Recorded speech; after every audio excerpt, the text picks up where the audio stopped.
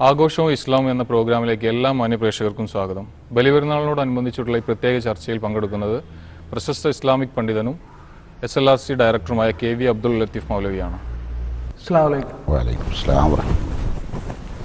ബലിപെരുന്നാളിൻ്റെ ലക്ഷ്യം എന്താണ്? ലോകത്തുള്ള മനുഷ്യരുടെ അനവധി മോഹങ്ങൾ, അനവധി ദുരാഗ്രഹങ്ങൾ, മനുഷ്യൻ്റെ മൃഗീയമായ ഒട്ടനവധി ദുശ്ശീലങ്ങൾ, സാമ്പത്തിക കെടുകാര്യസ്ഥതകൾ, കുടുംബജീവിതത്തിലെ താളപ്പിഴകൾ, അങ്ങനെ ആനന്ദം, ആഹ്ലാദം, ആമോദം ഇവയുടെയൊക്കെ കൃത്യമായ അളവ്, കൂടുതലുള്ള അളവിനെ ബലിയർപ്പിക്കുകയാണ് ബലിപെരുന്നാളിലൂടെ. മനുഷ്യൻ്റെ അസൂയ, പക, വിദ്വേഷം തുടങ്ങുന്ന ഒരുപാട് ദുർഗുണങ്ങളിൽ നിന്ന് മനുഷ്യനെ മുക്തനാക്കിക്കൊണ്ട് അവയെല്ലാം ബലിയർപ്പിച്ചുകൊണ്ട് മനുഷ്യനിലെ മനുഷ്യത്വത്തെ ഉണർത്തി വളർത്തി കുടുംബത്തിനും തനിക്കും സമൂഹത്തിനും രാഷ്ട്രത്തിനും ഏറ്റവും ഗുണപ്രദമായ രൂപത്തിലുള്ള ഒരു വ്യക്തിയെ വാർക്കുകയാണ് ബലിപെരുന്നാളിലൂടെ. അതാണ് ബലിപെരുന്നാളിൻ്റെ ലക്ഷ്യം. പിന്നെ ഈ ബലിപെരുന്നാളിൻ്റെ ആ പേര് വരാൻ എന്താ കാരണം? ബലിപെരുന്നാളിന് യൗമുൻ നെഹർ എന്ന് പറഞ്ഞാൽ ദിനം, ബലിദിനം. ഈദുൽ അദ്ഹ, ബലിയുടെ പെരുന്നാൾ. ഇതിന് യൗമുൻ നെഹർ എന്നൊരു വാക്കുണ്ട്. യൗമുൻ നെഹർ എന്ന് ബലിപെരുന്നാളിന് പേര് വരാനുണ്ടായ കാരണം, ഖലീലുല്ലാഹി ഇബ്രാഹിം നബി അലൈഹി സ്വലാത്തു വസ്സലാം തൻ്റെ മകനെ അള്ളാഹുവിൻ്റെ കൽപ്പന പ്രകാരം ബലിയർപ്പിക്കാൻ നിർദ്ദേശമുണ്ടായി. ആ സന്ദർഭത്തിൽ തൻ്റെ മകനെ അള്ളാഹുവിൻ്റെ മാർഗത്തിൽ ബലിയർപ്പിക്കാൻ തയ്യാറായ ഇബ്രാഹിം നബി അലൈഹി സ്വലാത്തു വസ്സലാമിനോട് അള്ളാഹു പറഞ്ഞു, ഇസ്ലാമിൽ നരബലി പുണ്യകർമ്മമല്ല, അതുകൊണ്ട് നിങ്ങൾക്ക് പകരം സ്വർഗത്തിൽ നിന്ന് ഒരാടിനെ അയച്ചു തരും, ആ ആടിനെ പകരം ബലിയർപ്പിക്കണമെന്ന് ആവശ്യപ്പെട്ടു. ആ ബലിയെ ഓർമ്മിപ്പിച്ചുകൊണ്ടാണ് ബലിപെരുന്നാളിന് ബലിപെരുന്നാൾ എന്ന് പേര് വന്നത്. മൗലവി, ഇസ്ലാമിലെ 2 ആഘോഷങ്ങളിൽ ഒന്നാണല്ലോ ഈ ബലിപെരുന്നാൾ. ഇതിൻ്റെ ചരിത്ര പശ്ചാത്തലം ഒന്ന് വിശദമാക്കാമോ? തീർച്ചയായും. ബലിപെരുന്നാൾ എന്ന് പറയുന്നത് പെട്ടെന്ന് ആഘോഷമായതല്ല, അത് ഒരു ത്യാഗോജ്വലമായ ജീവിതത്തിൻ്റെ പരിസമാപ്തി കുറിച്ചുകൊണ്ട്. അഥവാ ഇബ്രാഹിം നബി അലൈഹി സ്വലാത്തു വസ്സലാം ജനിക്കുന്നത് 4000 വർഷങ്ങൾക്കപ്പുറം ബാബിലോണിയയിലാണ്. ആസർ എന്ന് പറയുന്നൊരു പൂജാരിയുടെ മകനായിട്ടാണ് ഇബ്രാഹിം നബി ജനിക്കുന്നത്.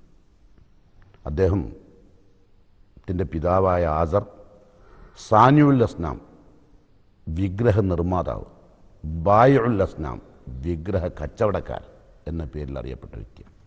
അദ്ദേഹം ഈ നിലക്ക് സമൂഹത്തിലുണ്ടായിരുന്ന കാണുന്നതെല്ലാം പടച്ചവനായി കണ്ടിരുന്ന സമൂഹമായിരുന്നു അവിടെ ഉണ്ടായിരുന്നത്.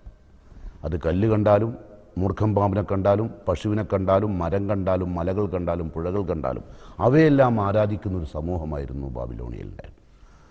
അതിന് ഏറ്റവും കൂടുതൽ വളം നൽകിയിരുന്നത് തൻ്റെ സ്വന്തം പിതാവ് തന്നെ ആസറായിരുന്നു. ആ സമയത്ത് അദ്ദേഹം തൻ്റെ പിതാവിനോട് പറഞ്ഞു, യാ അബത്തി ലിമ തഅബുദു മാ ലാ യസ്മഉ വലാ യുബ്സിറു വലാ യുഗ്നി അൻക ശൈഅ. ഒരു ഉപകാരവും ഒരു ഉപദ്രവവും ചെയ്യാത്ത, കാണാത്ത, കേൾക്കാത്ത ഇതിനെ നിങ്ങൾ എന്തിനാണ് ആരാധിക്കുന്നത്? എന്താണ് നിങ്ങൾ ഇത് ചെയ്യുന്ന, നിങ്ങൾക്ക് ചെയ്യുന്ന സേവനം? ഈ ഒഴുകിക്കൊണ്ടിരിക്കുന്ന പുഴ, ഉദിച്ചുകൊണ്ടിരിക്കുന്ന സൂര്യൻ, മനുഷ്യൻ്റെ ജീവൻ്റെ നിലനിൽപ്പിന് ആധാരമാണ് സൂര്യൻ. സൂര്യപ്രകാശമുണ്ടെങ്കിലേ ജീവൻ നിലനിൽക്കുള്ളൂ. പക്ഷേ ആ സൂര്യനെ തന്നെ ആരാധിക്കുന്നിടത്ത് വെള്ളം മനുഷ്യന് കുടിക്കാനുള്ളതാണ്, മനുഷ്യന് കരണ്ട് ഉൽപ്പാദിപ്പിക്കാനുള്ളതാണ്. ആ വെള്ളത്തെ മനുഷ്യൻ ആരാധിക്കാൻ തുടങ്ങി. അപ്പം അങ്ങനെ അചേതന സചേതന വസ്തുക്കളെ വിളിച്ച് പ്രാർത്ഥിക്കുന്ന ഒരു സമൂഹത്തിലാണ് ഇബ്രാഹിം നബി ജീവിക്കുന്നത്. ഇബ്രാഹിം നബി ആദ്യമായി പിതാവിൻ്റെ നേരെ ആ പ്രബോധനം ആരംഭിച്ചു. അത് തെറ്റാണ്. ലാ തഅബുദു ശൈത്താൻ, നിങ്ങൾ ഈ ചെകുത്താന്മാരെ ഒന്നും ആരാധിക്കരുതെന്നുള്ള നിർദ്ദേശം നൽകി. പിതാവ് വളരെ വേദനിക്കുകയാണ്. കാരണം പിതാവ് മകൻ വളരെ മോശപ്പെട്ട വഴിയിലേക്ക് പോകുന്നു എന്നാണ് പിതാവിൻ്റെ ധാരണ.